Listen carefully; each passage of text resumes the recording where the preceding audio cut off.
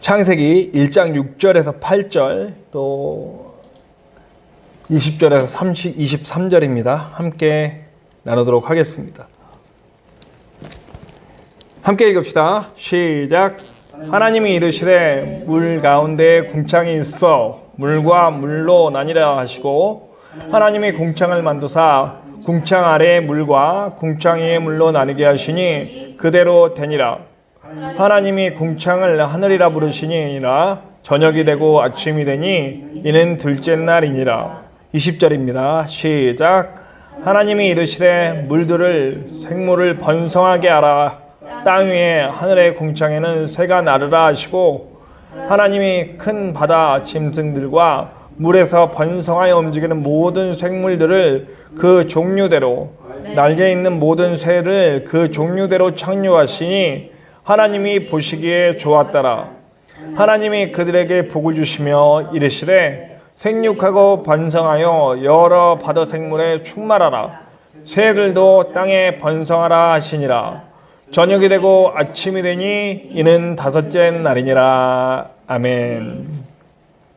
네, 제가 지난 시간에 우리 수요일날 창세기를 나누면서 말씀한 대로 되니라 하고 그 다음에 첫째 날과 넷째 날에 창조한 것들에 대해서 말씀하셨어요. 결국 빛을 만드시고 그 빛은 말씀이셨고 그리고 말씀이신 예수님과 연결해서 우리가 어떻게 빛된 삶을 살아야 되는지에 대해서 이야기를 나누었습니다. 오늘은 둘째 날 창조한 것들 그리고 다섯째 날 연결되는 다섯째 날 창조한 것들에 대해서 이야기를 나눠보려고 합니다. 근데 제가 조금만 생각을 해봤어요. 어떤 생각을 해봤냐면 하나님은 사실 천지창조 1초만 해도 할 수 있잖아요. 그죠? 다 있어라 그러면 쫙 있을 수 있잖아요. 근데 우리 하나님이 1초에 안 하시고 0.1초 아니 뭐 그보다 짧은 시간에도 하실 수 있는 분이 왜 굳이 7날 동안 어떤 과정을 통해서 이렇게 하셨을까? 네. 저는 그 이유를 분명히 알겠더라고요. 이건 하나님이 우리에게 뭔가 말씀해 주시고자 하는 게 있는 거예요. 그 말씀 뭐냐면 어떤 과정이 필요하다는 거죠. 우리가 하나님께 이르는 과정도 이런 과정이 필요한 거예요. 빛서부터 사람이 만들어지는 단계까지 준비하시고 만드시는 그런 과정. 어쩌면 하나님이 하나님을 만나러 가는 과정도 그것이 아닌가. 그리고 최종에는 예배, 최종에는 하나님과 만남, 이것을 말씀하시려고 하는 것이 아닌가 하는 생각을 해봤습니다. 그러니까 우리 감리교회에서 말하는 그 성화의 과정, 바로 이 창조의 과정과 연결되어 있는 것이 아닌가 싶습니다. 결국 우리도 하나님께로 안식일 하나님과의 만남 예배의 과정으로 나가는 그 과정 속에서 우리는 점점 하나님 닮아가는 과정을 밟아가는 줄로 믿습니다. 그러니까 여러분 우리 고린도전서 이건 예레미야가 나오네요. 안 찾았습니다. 네. 예레미야는 좀 있다고요. 고린도전서 10장 31절에 보면 바울이 이렇게 얘기해요. 무엇을 먹든지 무엇을 마시든지 다 하나님의 영광을 위해서 해라. 그리고 로마서 12장 1절에는 너희 몸, 그러니까 그 삶을 거룩한 산제물로 드려라. 이것이 영적 예배니라. 그러니까 하나님의 예배로 나아가는, 안식일로 나아가는 그 과정, 6일 동안의 과정을 통하여서 안식일이 만들어졌듯이 우리의 삶, 우리의 신앙도 우리가 만들어지는 과정, 우리가 예수님을 통해서 성령의 인도하심을 따라 하나님을 닮아가는 과정을 통해서 우리는 결국에 예배의 삶을 살 수 있게 된다, 이런 거죠. 결국 이 창조의 모든 질서가 완벽해지기 위해서는 하나님의 백성들이 예배의 삶으로 나가지 않으면 안 된다라고 하는 것을 말해주는 것 같습니다. 그러니까 결국 하나님의 백성들이 타락하고 하나님의 백성들이 죄의 역할을 못하면 망하는 거죠. 그러니까 성도 개인이 망할 뿐만 아니고 성도 개인이 망하면 성도들이 망하고 교회가 망하면 세상이 망하는 거죠. 다시 혼돈과 공허와 흑암 속으로 빠져 들어가는 거죠. 지난번에도 말했지만 사실은 성도는 다시 빛을 비추고 창조의 역사를 다시 만들어야 될 사람들인 줄로 믿습니다. 무질서를 질서 있게 만들고 빛이 없는 어둠을 빛이 있게 만들고 공허하고 사람들이 공허하고 영적으로 피폐해졌을 때 그들의 영을 살려주는 사람이 우리가 돼야 할 줄로 믿습니다. 그 둘째 날의 창조의 역사에 대해서 이제 다시 한번 얘기를 나눠야 될 것 같아요. 하늘과 바다를 만드시죠. 근데 예레미야서가 바로 이 창세기의 얘기를 가지고 예언을 한 내용들이 있더라고요. 그게 어떤 내용이냐면 한번 읽어볼까요? 우리 20절서부터 22절 한번 읽어볼게요. 시작. 너는 이를 야곱 집에 선포하며 유다에 공포하여 이르기를 어리석고 지각이 없으며 눈이 있어도 보지 못하며 귀가 있어도 듣지 못하는 백성이여 이를 들을지어다. 여호와의 말씀이니라. 너희가 나를 두려워하지 아니하느냐? 내 앞에 떨지 아니하겠느냐? 내가 모래를 두어 바다의 한계를 삼되 그것으로 영원한 한계를 삼고 지나치지 못하게 하셨으므로 파도가 거세게 이나 그것을 이기지 못하며 뛰노나 그것을 넘지 못하느니라. 자, 바다를 만드시고 우리 다섯째 날 창조한 내용들과 그리고 둘째 날 창조한 내용들을 합하여 읽어보면 거기에 분명히 바다의 한계를 정하셨다라는 말씀이 나와요. 바다가 그 한계를 넘지 않는 거 사실 넘기는 하죠. 저는 그 말씀을 읽으면서 넘기는 합니다. 분명히 넘어요. 그래서 왜 옛날에 인도네시아에 그 쓰나미 올 때도 그냥 완전히 넘어버렸잖아요. 근데 놀라운 거는 자연은 항상 아무리 넘었다 할지라도 제자리로 돌아가더라고요. 자, 인간이 죄 지을 수 있죠. 죄 지을 수 있어요. 죄 지을 수 있는데 하나님의 백성이라면 하나님의 창조의 손길 아래 있는 그 한계를 정해지고 그 한계 안에 주님의 그 테두리 안에 있는 사람은 죄 지을 수 있어요. 죄 지을 수 있는데 반드시 돌아가는 사람입니다. 반드시 제자리로. 하나님이 창조하신 그대로 하나님의 창조 역사 그대로 돌아가는 사람인 줄로 믿습니다. 저는 창조는 그거라고 생각해요. 조화. 무질서가 질서 있게 되고 완전히 조화롭게 되는 세상, 조화롭게 이루어지는 세상이 바로 그거라고 봅니다. 요즘 그 뉴스들 많이 나오잖아요. 코로나19 때문에 지구가 치유되고 있어요. 막 대기가 막 너무 깨끗해지고 막 동물들이 돌아오고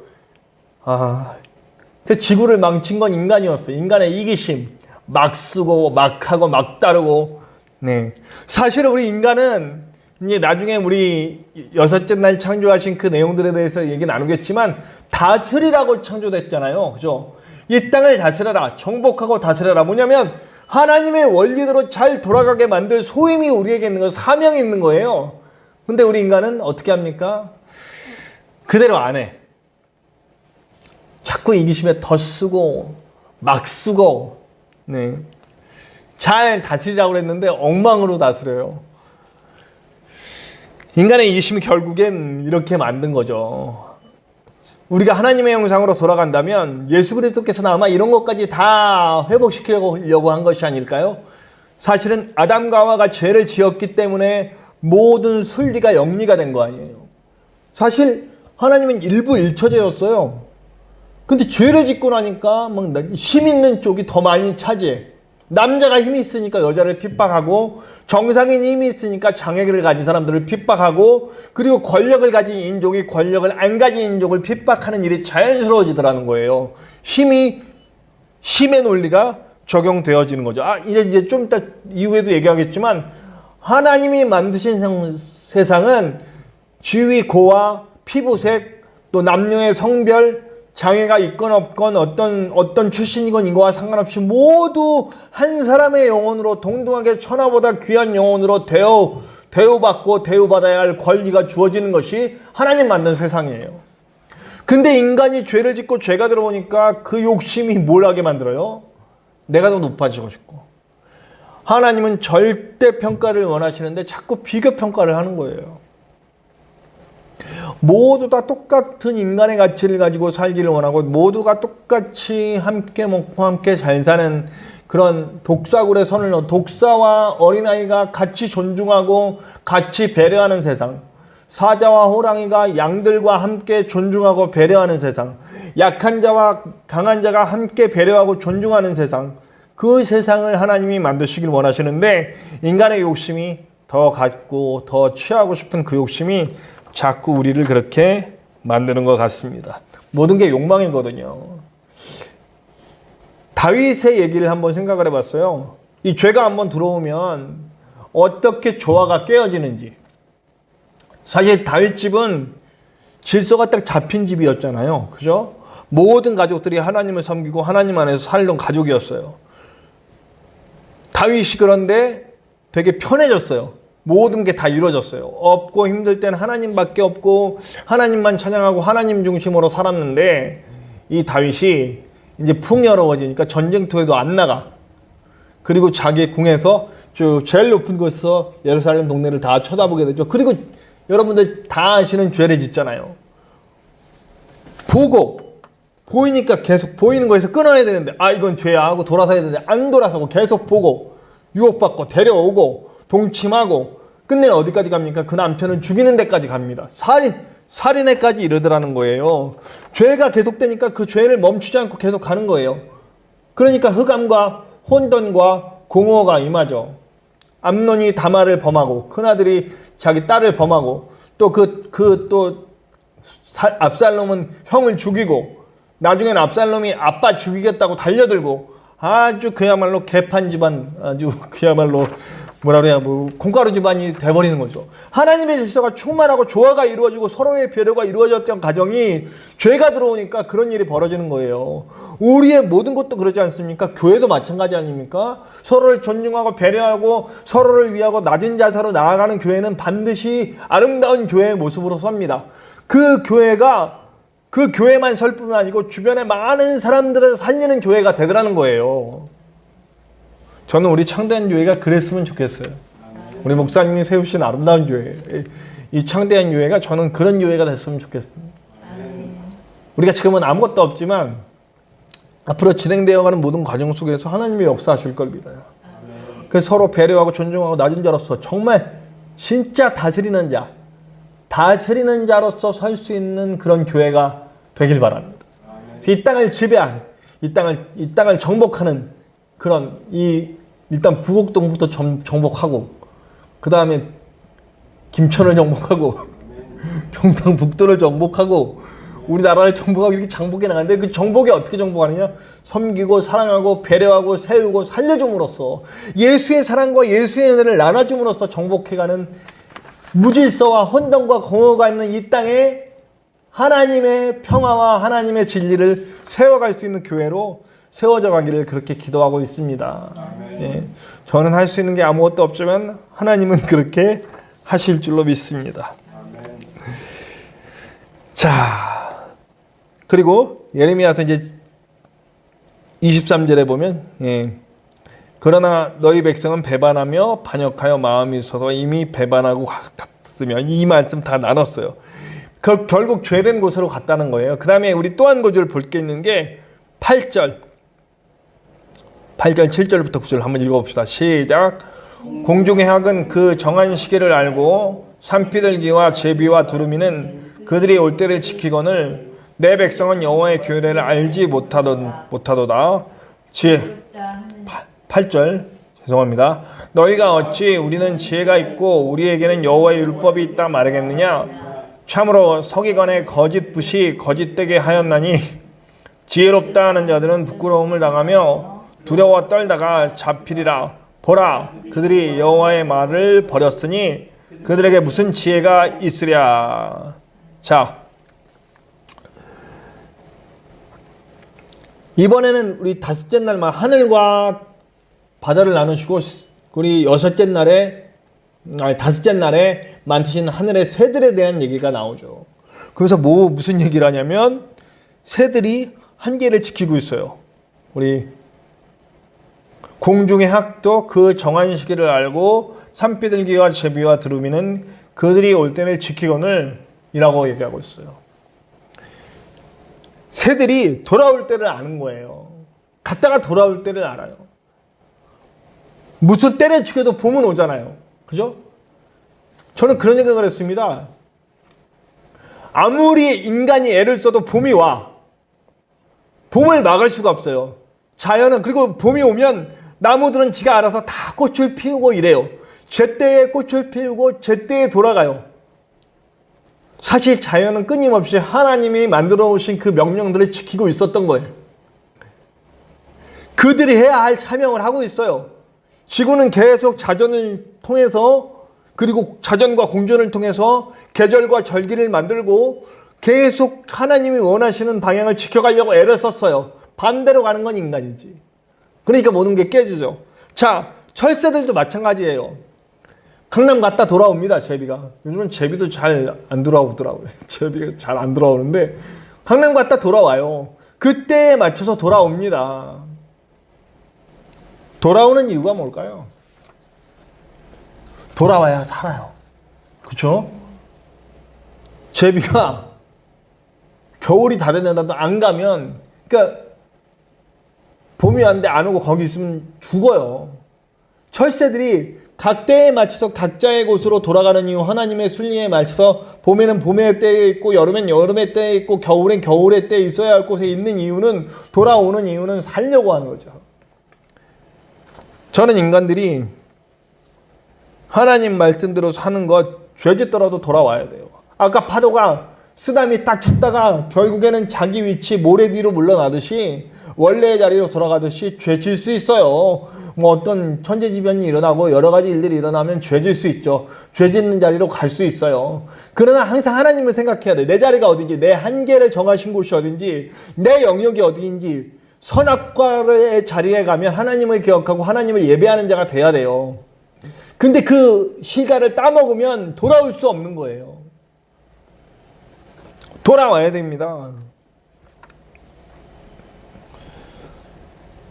보면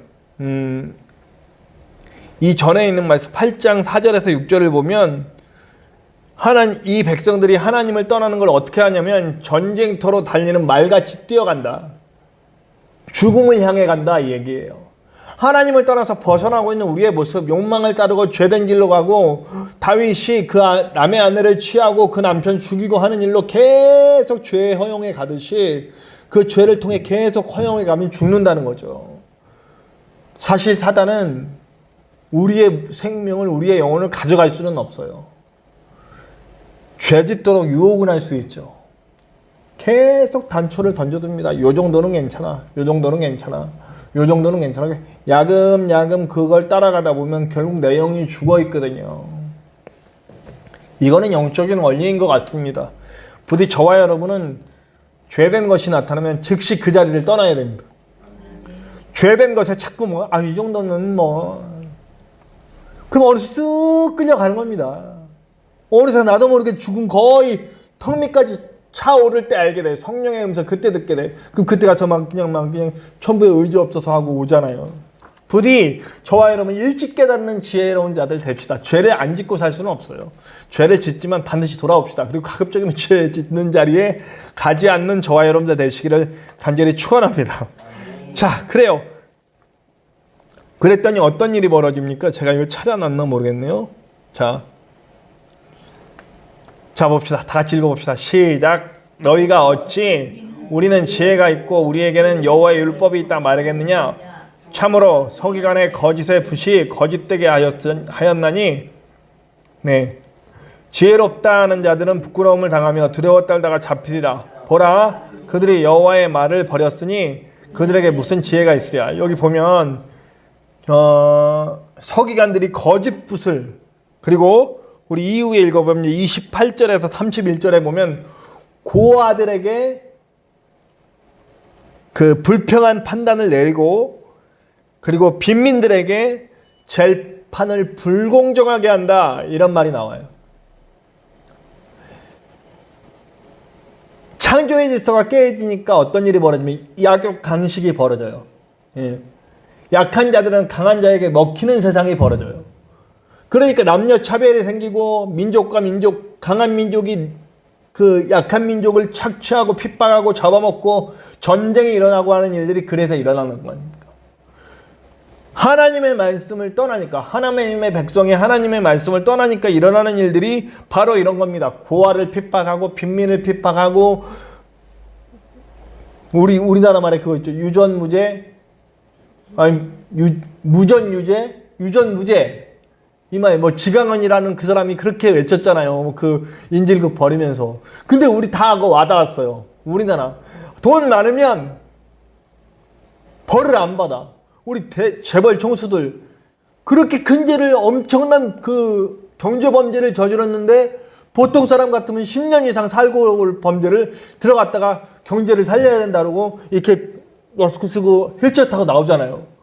그럼 또 어느새 없었던 게 되고, 그럼 우리 이게 다 인정해요. 이거를 이렇게 되고 있는 사실을. 돈이 많으면,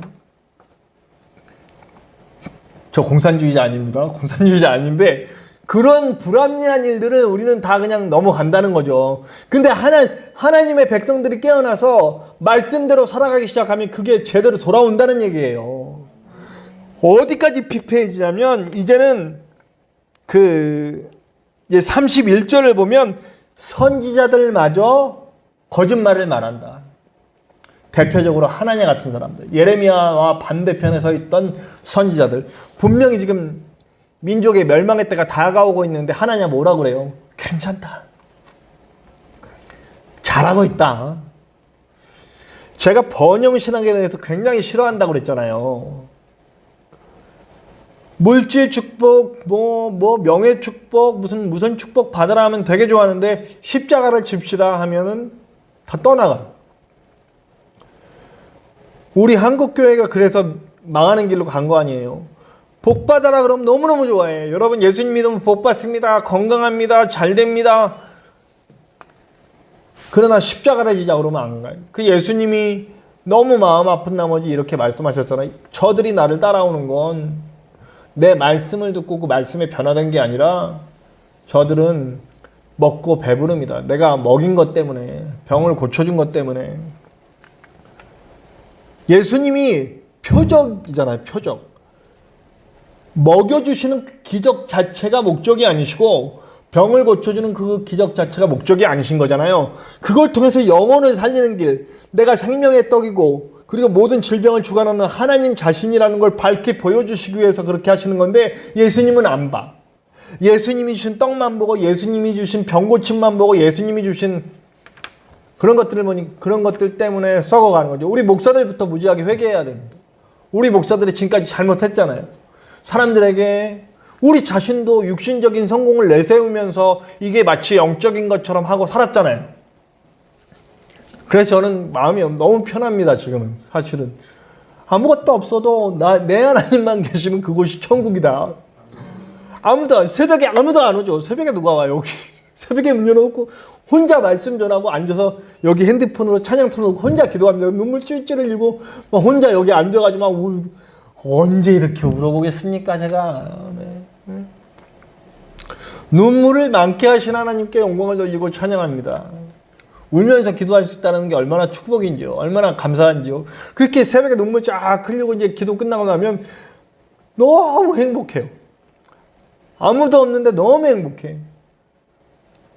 요번 주에 이제 전더지리 아파트 여기 세 단지에 다 광고를 냈지만 아무도 연락이 안 와. 그래도 제 마음은 편해요. 되든 안 되든 하나님이 하시는 거지.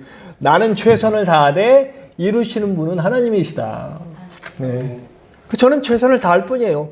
근데 혹여라도 잘 안 돼. 그것도 하나님이 하시는 일이죠. 제가 파주에서 제일 실패한 것 중에 하나가 뭐냐면 조바심. 왜 조바심이 나냐면 빨리 돼야 돼, 뭐가. 내가 빨리 큰 목사, 좋은 목사, 위대한 목사, 알려진 목사, 유명한 목사 되려면, 누구한테 가서 명함 일어나냐 내미는 목사가 되려면 빨리 돼야 돼요. 그러다 보니 제가 자꾸 실수를 하게 되는 거죠. 사람 보고, 하나님 안 보고, 물질 보고. 자, 우리가 이제 돌이켜야 될 때가 왔습니다. 우리가 가는 곳이 어디든지 하나님의 영광을 위해 할 수 있느냐? 내 몸과 내 삶을 거룩한 산제사로 드릴 준비가 되어 있느냐? 그 이후에 일어나는 것들은 다 하나님 몫입니다. 내가 요만큼도 높게도 낮게도 할 수 없는 줄로 믿습니다. 오늘 말씀을 분명히 의지합시다. 바다의 한계를 정하셨고 우리의 한계를 정하셨습니다. 우리의 한계는 하나님 아닙니다. 하나님 안에서 하나님 뜻대로 말씀의 원리대로 살아가는 것, 사랑하며 존중하며 하나님의 나라를 만들어가는 것이 우리의 몫입니다. 그 몫에 최선을 다하고 그 한계 안에서 뛰놀 수 있는 저와 여러분들 되시기를 간절히 축원합니다.